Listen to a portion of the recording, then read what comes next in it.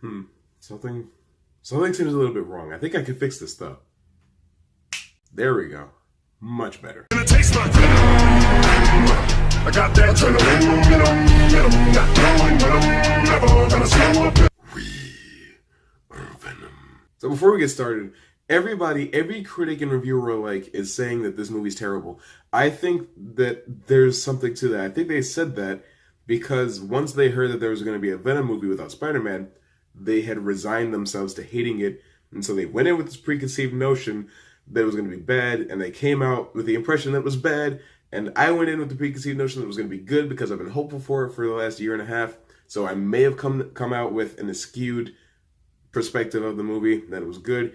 I might be telling you that it's better than it actually is, but you're going to have to wait until the review is over to find that out. So Venom stars Tom Hardy as Eddie Brock, and he's probably my favorite thing about the movie. Not just him as Eddie Brock, though. Him and his, parasite friend Venom. The way that their dynamic works is just spot on, and it leads to a lot of great humor because he's basically just talking to himself, and that's played up really well because you can't see what's going on with Venom, but you can just hear his voice.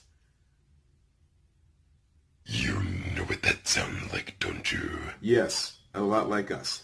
Another thing I like is that they kind of did what I said they should do when it comes to Eddie Brock. They showed him down on his luck before he gets the symbiote, and then that kind of starts to set things right in his life, even though he doesn't want it to. He's reluctant to have the power. But at the beginning, he runs an online news show, kind of like Nerdist News, but for real news, where he goes after crooked billionaires and CEOs and stuff and takes them down.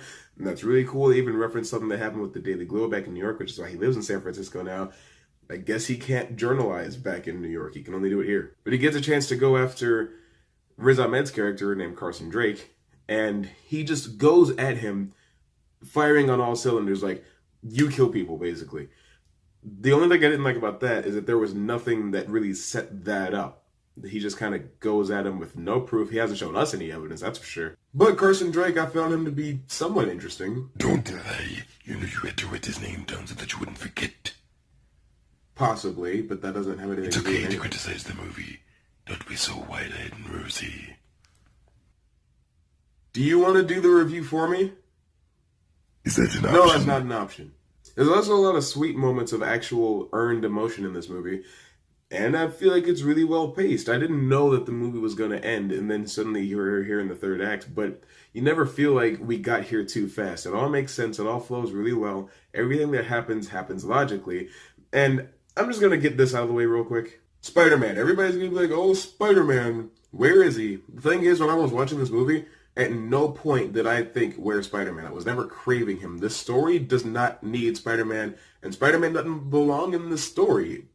He doesn't need to be there. People just look at me as a Spider-Man accessory. I know you don't want to be care on about what I can do on my own. And if we're going to be honest, on the antagonist side, I found the Riot symbiote to be more interesting than Carson Drake just because I related more with what Riot was trying to do. I don't know if that makes any sense, but hey, you got two brains. And, this movie does have the bad guy is the same thing as the good guy, but it's not just who's better at using these powers. It's, I have to stop you from doing a thing, and if I can stop you from doing that thing, then I win. And as far as all the uproar about the movie not being rated R, when you're watching it, it doesn't really seem like it was ever intended to be rated R, which kind of makes sense. He doesn't need to be rated R. It's not like he spends all his free time swearing and shooting the heads off of children or something like that.